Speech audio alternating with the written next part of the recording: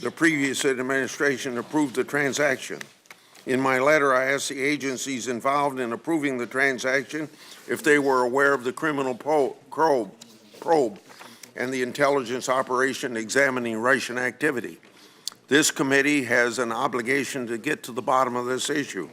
The committee is also waiting for responses to 11 oversight letters sent to the Justice Department on matters from which the Attorney General is not recused. There are more letters that haven't been answered. The letters date back to January 2016. I expect these letters will be answered, including, most importantly, those from the previous administration. I also want to ask you about the firing of former Director James Comey. It was an important moment for the Department of Justice and for this country. The American people have a right to know why he was fired, especially in the middle of so many high-profile issues going on, including the investigation into Russian interference in the 2016 election. So thank you, General Sessions, for being here and for your continued service to the country. Senator Feinstein. Thanks very much, Mr. Chairman. Good morning, Mr. Attorney General. This is the first time you've appeared before this committee, and I want to say welcome. But as a former member, you know well the oversight authority that we hold. As I mentioned at your confirmation hearing, I've got a deep belief that of the independence of the Attorney General. Although we've had Attorney Generals who view their job as serving the President and as an extension of the White House, I do not believe that's the job of the Attorney General. For the Attorney General's master is the people and the law. Importantly, his job is to enforce federal law fairly and equally for all Americans, which is why I was surprised that in April you declared that the Justice Department, quote, is in a new area. This is the Trump era, end quote. I want for a moment to explore with a few issues what you mean by that. And let me begin with voting rights. During your confirmation hearing, you testified, and I quote, the aggressive enforcement of laws to ensure access to the ballot for every eligible voter without hindrance or discrimination, end quote, would be a, quote, special priority, end quote. I was really very pleased to hear that. However, this year, the Justice Department discarded its long-standing position on a Texas voter ID law. For nearly 6 years, the Department of Justice had argued that the Texas law was unconstitutional and intended to discriminate against minority voters, based on evidence that shows voter ID laws, quote, have a disproportionate effect on minorities. Despite this, just 2 weeks after you were confirmed, the department dropped its opposition to the Texas law. The department also changed its position on another key voting rights case, this one involving Ohio's purge of voters. Under Ohio's procedure, voters who hadn't cast a ballot in 6 years and failed to return a postcard were removed from state voting rolls. This process reportedly resulted in the removal of 40,000 voters in one county alone, Cuyahoga County, which covers Cleveland and its surrounding suburbs. Civil rights organizations challenged the process, arguing that the National Voter Registration Act forbids the state from removing individuals for failing to vote.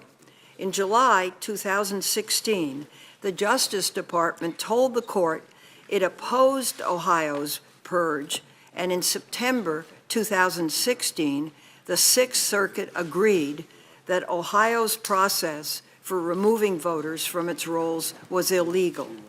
This ruling cleared the way for thousands of Ohioans to cast ballots in the 2016 presidential election.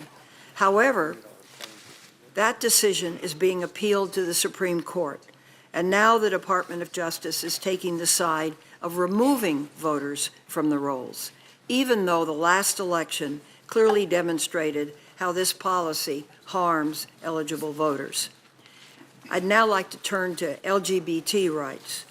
Throughout my career, I've worked to ensure LGBT Americans have equal rights and protections under the law. And it's important to me that we preserve these protections. And this committee should not tolerate efforts to undermine the progress that's been made. At your confirmation hearing, you testified, and I quote, "We must continue to move forward and never back. I will ensure the statutes protecting the LGBT community's civil rights and their safety are fully enforced," end quote. So I was very pleased to learn that the department is sending a top hate crimes lawyer to Iowa to assist with prosecution of the case of a transgender teenager murdered last year. According to the Times, this decision was personally initiated by you. However, I was also surprised and concerned to learn that this summer, the Justice Department switched its position on Title VII and is now arguing that the law does not protect LGBT workers. Then on October 5th, just 2 weeks ago, you issued a memorandum to all U.S. attorneys and agency heads, instructing them that the department must now take the position that Title VII does not protect transgender employees in all cases. In other words, it appears that your department is urging the courts to allow employers to discriminate against all LGBT workers across the country. I hope you'll clear that up in your testimony. There are other controversial policies being implemented at Justice. The president's travel ban, for example. Multiple federal courts found the Muslim ban unconstitutional, including another court in Hawaii just yesterday. These travel ban efforts are an affront to our nation's commitment to religious liberty. Yet the Justice Department staunchly defends the ban. On DACA, you recommended in September that the program be terminated. And I think we believe these young people have placed their trust in the government. They have come out of the shadows. They've provided all their information to authorities. They seek the opportunity to get right with the law. And I think most of us believe these dreamers embody the American spirit and have made positive contributions to the country, so we should stand by them.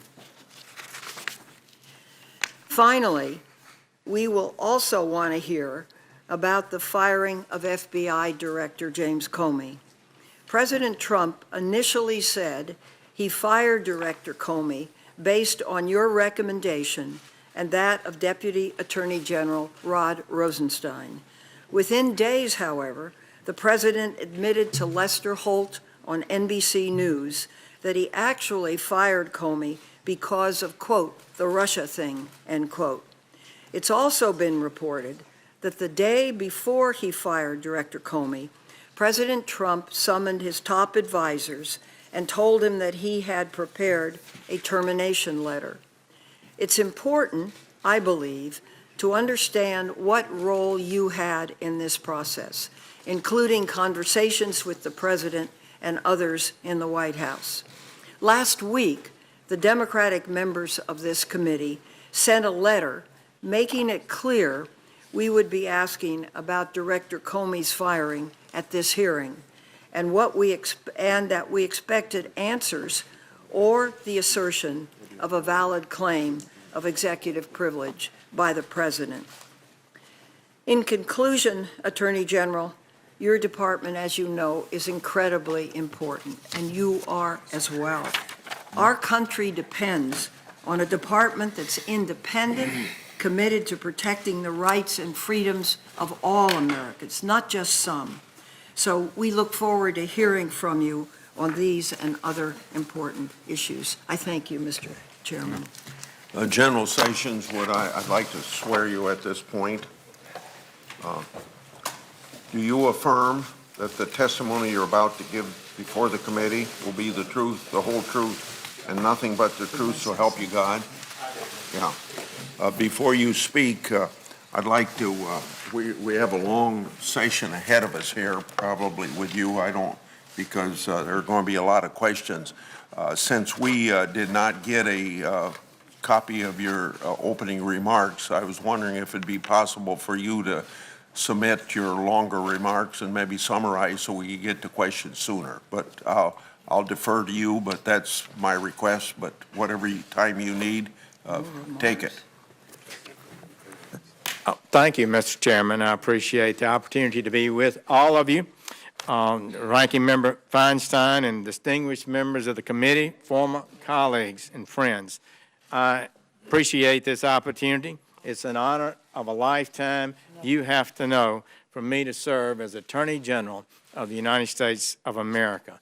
You can understand and know that with my 15 years in that department and my 20 years in this committee with oversight of that department, I understand the august responsibilities I have, the duties that I have to undertake, and I'll do my best every day to be worthy of the trust you've placed in me.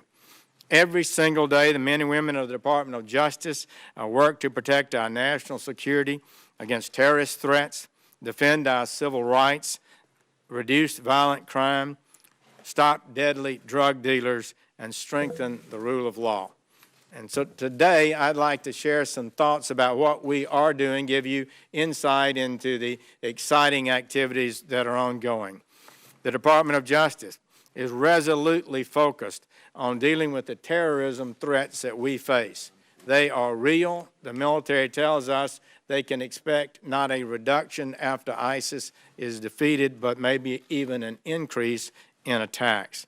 The President's executive order is an important step to ensuring that we know who is coming into our country. It's a lawful, necessary, and order that we are proud to defend. And indeed, most may not know, the Supreme Court has already vacated one court's injunction against that order, and we are confident will prevail as time goes by in the Supreme Court. We know, colleagues, that violent crime is rising after almost 30 years of decline. For 2 years in a row, we've seen the fastest overall increase in violent crime in 25 years.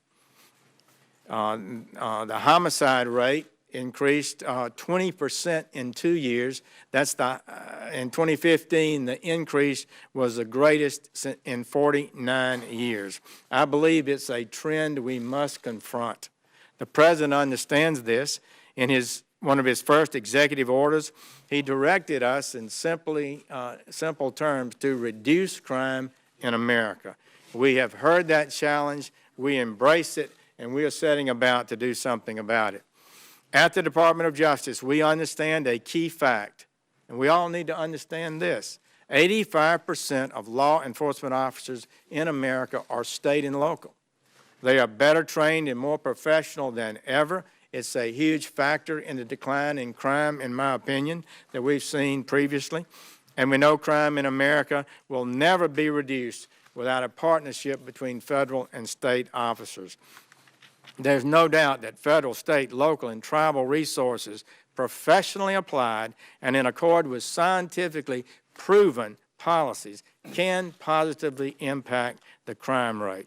If you look at our cities, as Mr. Chairman, you noted, New York has dedicated itself over decades to highly effective, proactive, community-based policing. They saw 334 homicides last year. Chicago, while only a third of the size of New York, logged more than twice as many murders. So our professionals in the department have been intensely studying how research-based, proven crime reduction techniques can reverse increases in crime. They produced, in my opinion, a brilliant set of initiatives. I was very pleased with their plan. Whatever the violent crime might be or have been in the next few years, it will be lower if these policies are followed. I can assure you of that. Our aim is to see not to see how many people can be incarcerated, but to focus on the most dangerous repeat offenders and actually reduce crime and violence in America. An effective crime reduction strategy also means starving criminal enterprises of their profits. The assets is one of the most effective tools Congress has provided. I know a number of you are concerned about the operation of that program. I hear your concerns. I have established an asset forfeiture accountability director to oversee the entirety of this forfeiture program and to ensure it operates in an accountable and responsible way and be able to report to you at any time you need information about it. This department is committed to protecting the civil and constitutional rights of all Americans and to prosecuting hate crime violence. Every American, regardless of race, religion, sex, or sexual orientation, must be safe from violence and criminality. We will not shy away from defending First Amendment rights. We stand ready to enforce federal law, to protect the right to speak and to assemble peacefully, and to defend the free exercise of religion. We're in the midst of the deadliest drug epidemic this country has ever seen. We've seen nothing like it. Higher availability of drugs, lower prices, increased purity, along with the deadly substance fentanyl, have resulted in climbing death tolls across this country. It was 52,000 last year died of overdoses, 64 in 15, and 64,000 died in 16. Many of these deaths resulted from opioid overdoses that began with prescription drug addiction and then moved to heroin and fentanyl. There can be no doubt, colleagues, we need much stricter accountability in the manufacture and the prescribing and the distribution of addicted opioids. We do not need to delay this any longer. It does often lead to death through other drugs. We know that most of the heroin, cocaine, methamphetamine, and fentanyl that is fueling the drug crisis was brought across our southern border by powerful drug cartels, bringing violence, addiction, and death. An important factor in our long-term success requires securing our borders. For decades, the American people have asked for a just, lawful system of immigration. They are right in their demands. We can end the illegality. President Trump has sent an unambiguous message to the world, and the illegal flow has been reduced by almost by half. But there is more to do. We can end the lawlessness. Legislation is essential. The President has set out a reasonable and effective plan with numerous immigration priorities for this body to consider, including a border wall, significant asylum reform, swift border returns, and enhanced interior enforcement. With the progress already achieved, our country is on its way. And whether it's an end to sanctuary city policies or an e-verification system to ensure lawful employment, they are supported by the vast majority of Americans. There has been, I'm afraid, an erosion in the respect for the rule of law. Too often, advancing political agendas has been substituted for following the law. This Department of Justice respects Congress and the Constitution, and we intend to enforce the laws as you've written them. The DACA policy produced by the last administration could not be sustained. It was unlawful and contrary to the laws passed by this institution. And Congress, you now have the ability to act on this issue. I would just note the President has said he wants to work with Congress. He has a heart for young people. But we have got to have more than just an amnesty, friends. We need a good improvement in the illegality that's going on, and there is an opportunity right now. I'm telling you, an opportunity now to do something historic. So the department is also directing taxpayers' dollars to the overwhelming number of cities and states that cooperate with federal enforcement, but grant funding is not an entitlement. It's an allocation of taxpayers' dollars by the department to advance the goals set by Congress and the Department of Justice. So we urge our jurisdictions to cooperate with federal officials, stop letting criminal aliens back on their streets that further victimize your communities. It does not make sense. We are grateful that overwhelmingly most cities and jurisdictions cooperate fully, and to those who've heard our message and are now cooperating.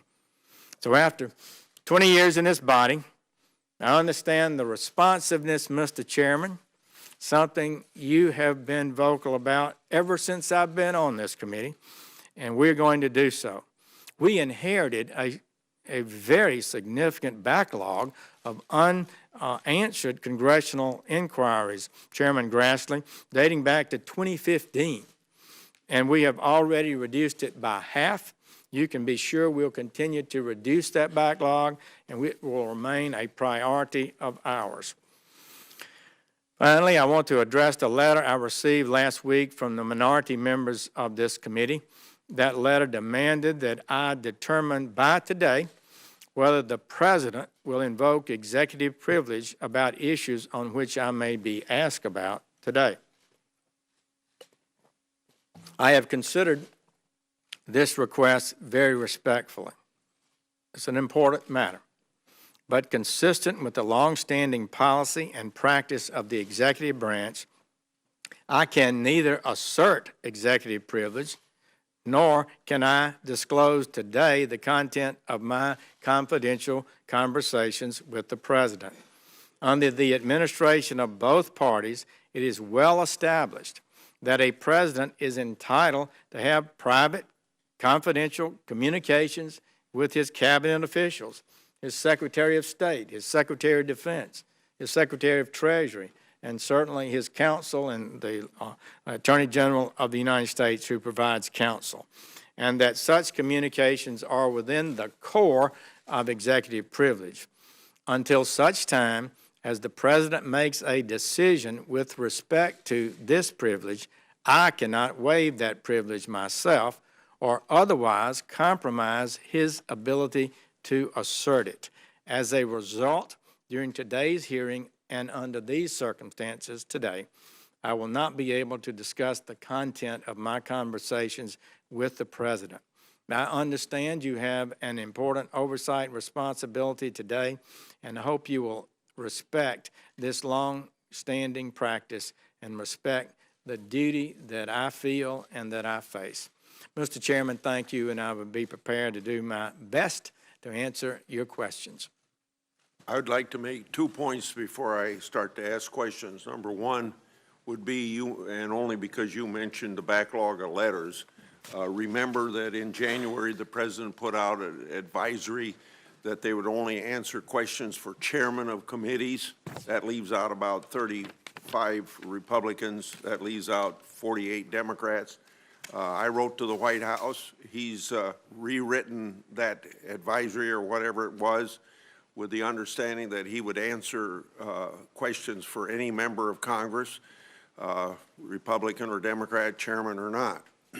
The other thing is, for the benefit of the committees and the long oversight hearing we're going to have today, I thank you for your cooperation on a request I made last time, that if you get at the end of your 7 minutes and you start before the last second is hits and you ask a question, go ahead and ask that question. You go ahead and answer it, General Sessions, but don't have dialogue after the time's run out. Some of you noticed, I think, that there was special consideration given to Senator Leahy and Senator Hatch and Ranking Member Feinstein. I think they deserve that courtesy as former chairman of this committee and as ranking member. So if they run over a little bit, I hope just a little bit, then that's okay with me. What's a little bit? Yeah. The only one I paid much attention to was Mrs. Feinstein, and she was a couple minutes. So don't crow about that.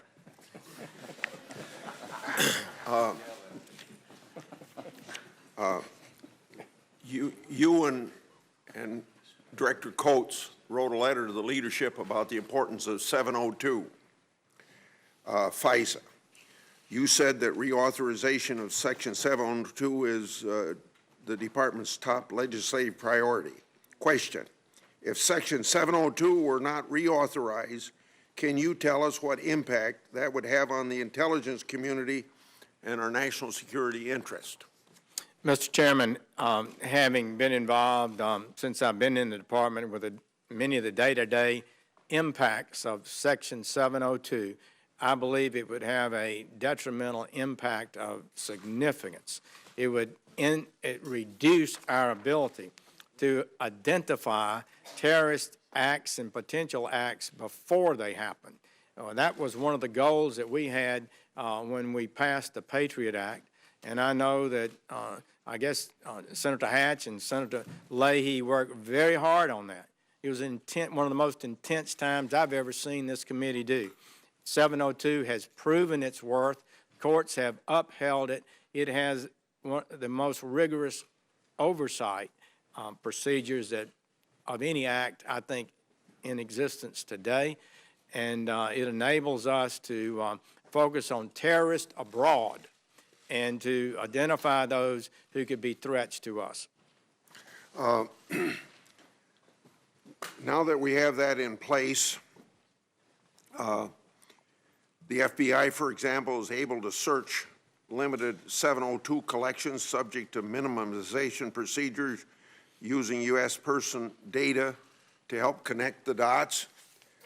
Question: if Congress were to impose a warrant requirement on assessing information obtained through so-called U.S. person queries, how would that affect the FBI's ability to do its job?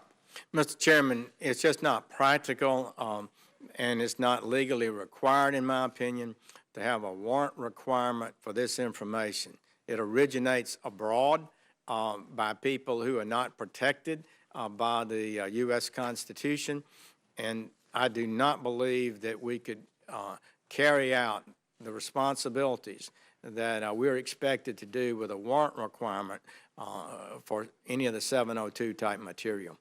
There will be some talk of reforms in Congress, I'm sure. Are there any reforms that can be made that would help provide more transparency into the amount of information that the intelligence agencies collect or the amount of searches conducted, especially with respect to U.S. persons? I think we're certainly open to discussing that with the members of this committee. A number of you have proposed ideas, and we would be pleased to provide our suggestions or support or concern as appropriate. Yeah. I want to ask a question that looks like history, but it was in the news recently, yesterday, I believe. According to government documents and recent news reports, the Justice Department had an ongoing criminal investigation for bribery, extortion, and money laundering into officials for the Russian company making the purchase of uranium-1. That purchase was approved during the previous administration and resulted in the Russians owning 20% of America's uranium mining capacity.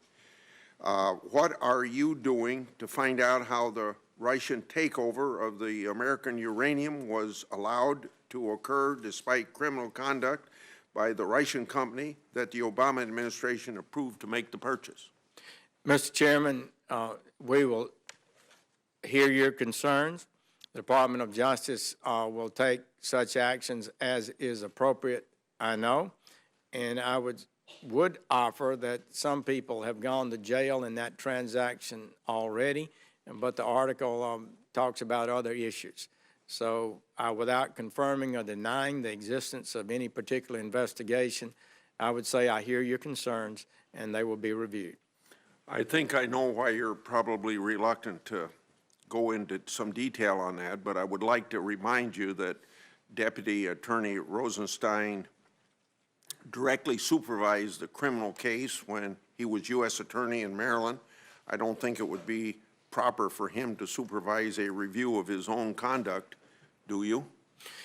It would be his decision. He's a man of integrity and ability. If he feels that he has a inability to proceed with any investigation, it would be his responsibility to make that determination, and should consult, as I told you I would, and as I have done, with the senior ethics people at the department. Reports suggest that the Clinton Foundation received millions of dollars from interested parties in the transaction. Bill Clinton received $500,000 for a speech in Moscow, June 2010, from the Russian government-aligned bank. The same month as the speech, Russia began the uranium acquisition process. This fact pattern raises serious concerns about improper political influence on the process by the previous by the Clintons during the Obama administration. Has the Justice Department fully investigated whether the Russians compromised the Obama administration's decisions to smooth the way for transactions? And if not, why not? Mr. Chairman, we're working hard to maintain discipline in the department. It wouldn't be appropriate for me to comment on any ongoing investigation. Okay, then let me move on to another issue. 2016, last year, well, I mean December last year, this committee published a majority staff report and criminal referrals regarding payments in connection with transferring human fetal tissue. The report and referral outlined evidence from the organization's own financial records that they profited from the sale of fetal tissue, which is in violation of law. No one from the department or the FBI replied to my criminal referrals or sought unredacted copies of the evidence outlined in the report. 7 months after the report and referral, there is no indication that anyone from the FBI or Justice Department has actually read the referrals and the full reports. I hope you will commit to providing the committee written confirmation when the relevant Justice Department FBI personnel have completed their review of both the referral and the majority staff report. That's my question, and that'll be the last one. I'll go to Senator Feinstein. Thank you, Mr. Chairman. I will evaluate your request personally and make sure it's promptly and properly handled. Okay. Senator Feinstein. Thanks very much, Mr. Chairman. I wanted to ask you a question or two about the firing of the FBI director. Specifically, I have your letter dated May 9th to the President. Specifically, what was your designated role in the decision to fire Director Comey? It is, it's a matter that I can share some information about because the President himself has talked about it and revealed or that letter. He asked that Deputy Rosenstein and I make our recommendations in writing. We prepared those recommendations and submitted it to the President. Senator Feinstein, I don't think it's been fully understood the significance of the error that Mr. Comey made on the Clinton matter.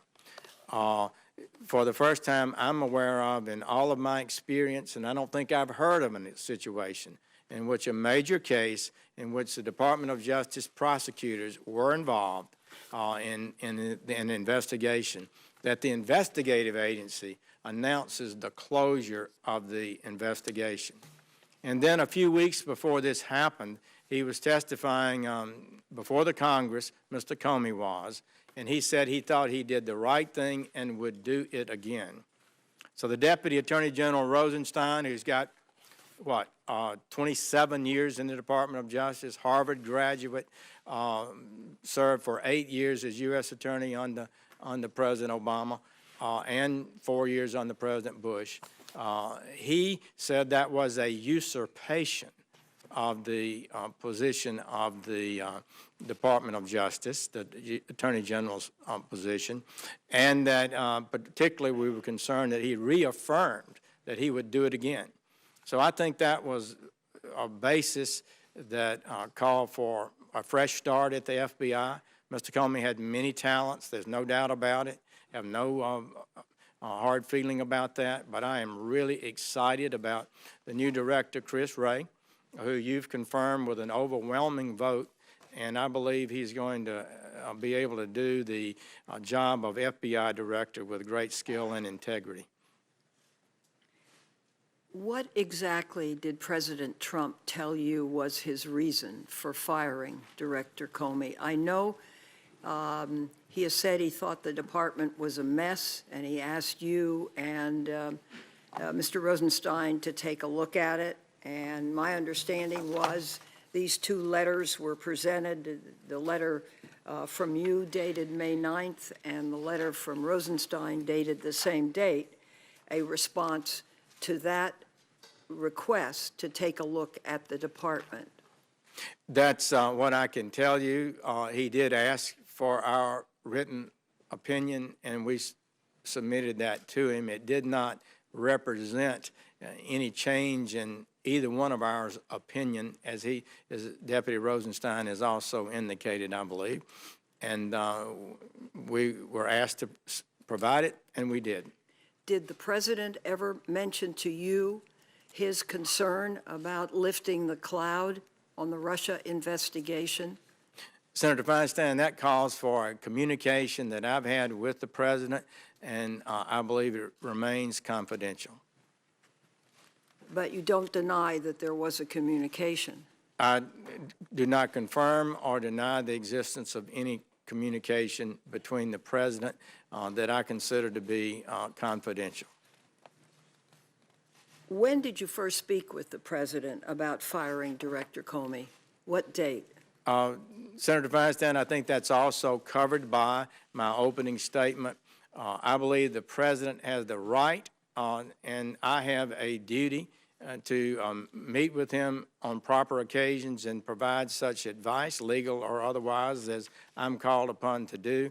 I have done that, and I believe he has a right to protect that confidentiality until appropriate circumstances exist that he might choose to waive that privilege.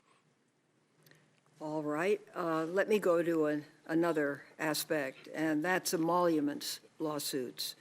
The president's facing 3 different lawsuits alleging he is violating the emoluments clause of the Constitution. In these cases, strangely to me at least, the Justice Department is defending the president. What did the department do to determine that it was appropriate to represent the president? Was the Office of Legal Counsel consulted? I believe so. And I would say that it is the responsibility of the Department of Justice to defend the office of the presidency in carrying on its activities against charges that are not meritorious. And you believe that emoluments is part of that charge? Emoluments? Well, it's, you know, Senator Feinstein, I guess I'm not able to discuss legally all the case law and the history of it, except to say we believe that this is defensible, and we've taken the position that our top lawyers believe is justified.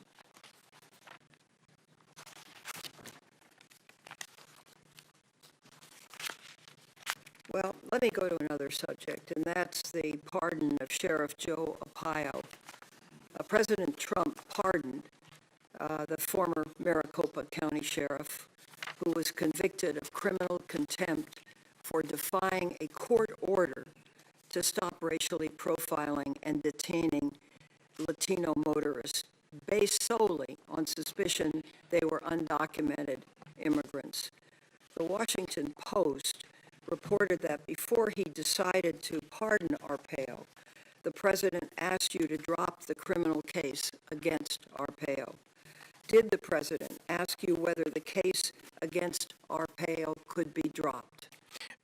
Senator Feinstein, I cannot comment on the private conversations I may have had with the president. I would just say that attorneys in the Department of Justice, at the request of the judge, prosecuted that case.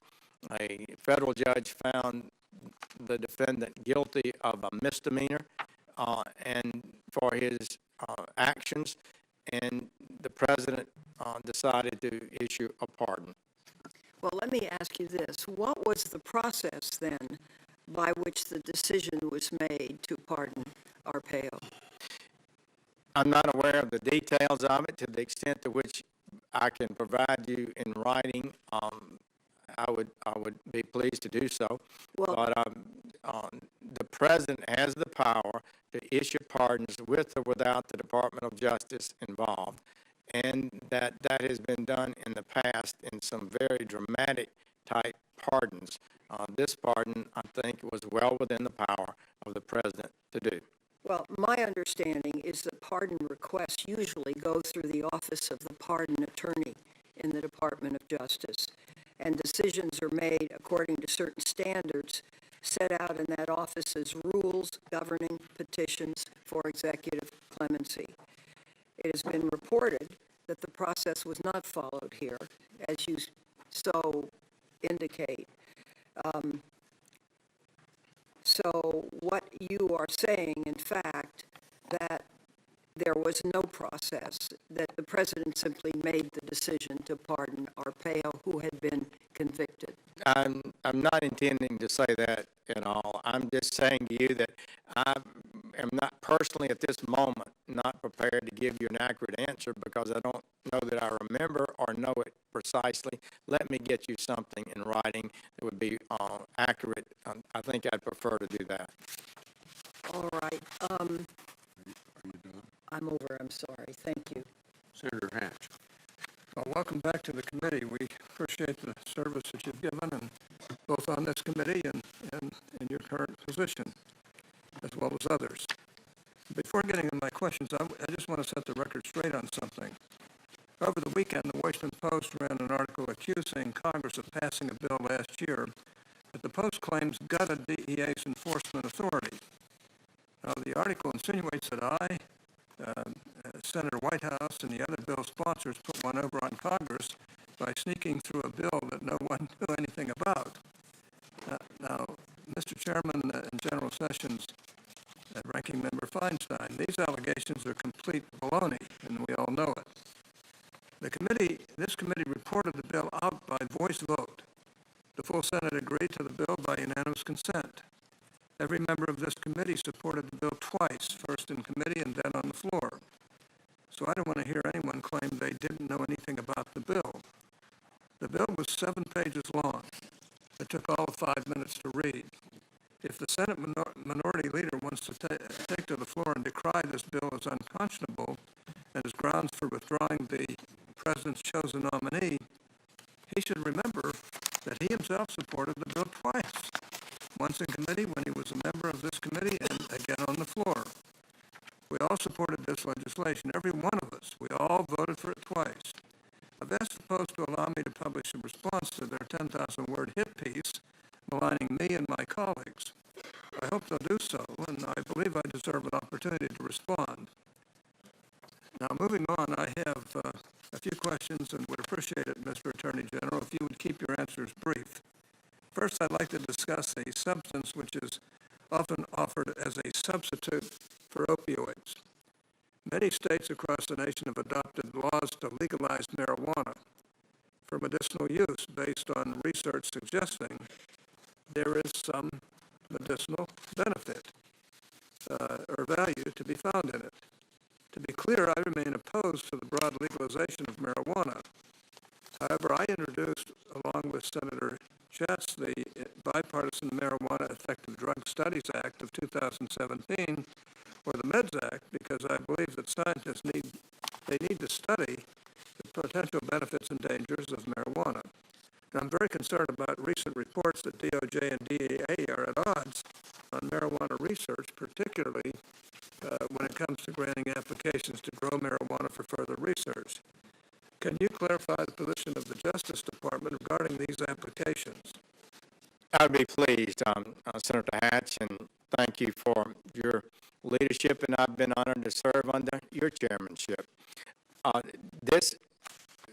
We have a marijuana research system working now. There's one supplier of the marijuana for that research. People have asked that there be multiple sources of the marijuana for medicinal research, and have asked that it be approved. I believe there are now 26 applications for approval of suppliers who would provide marijuana for medicinal research. Each one of those has to be supervised by the DEA, and I have raised questions about how many, and let's be sure we're doing this in the right way, because it costs a lot of money to supervise these events. So I think it'd be healthy to have some more competition in the supply, but I'm sure we don't need 26 new suppliers. Well, thank you. On another topic, I remain firmly convinced that we need to revisit original intent requirements in our law. Because of the lack of mens rea requirements in our laws, I believe that many Americans may be unwittingly breaking the law while not having the slightest idea that their behavior may be illegal. To address this problem, I recently introduced the Mens Rea Reform Act of 2017, which sets a default mens rea requirement unless a statute explicitly states that an offense is intended to be a strict liability offense. General Sessions, would you agree that mens rea reform needs to be a part of our conversation on criminal justice reform?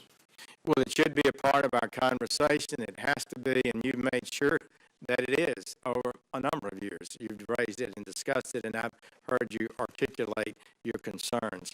So, yes, I think it should be a part of what we do, and we'd be pleased to work with you to evaluate what kind of legislation might be appropriate. Well, thank you, and I with you.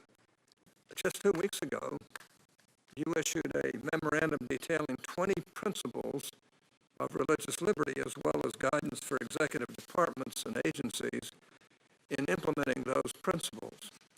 The very first principle is, I think, the most important. Quote, "The freedom of religion is a fundamental right of paramount importance," unquote. And it, quote, "is not a mere policy preference to be traded against other policy preferences. It is a fundamental right." Now, General Sessions, would you say this status of religious liberty as a fundamental and paramount right imposes the same obligation on the legislative branch as it does on the executive branch? I think it does.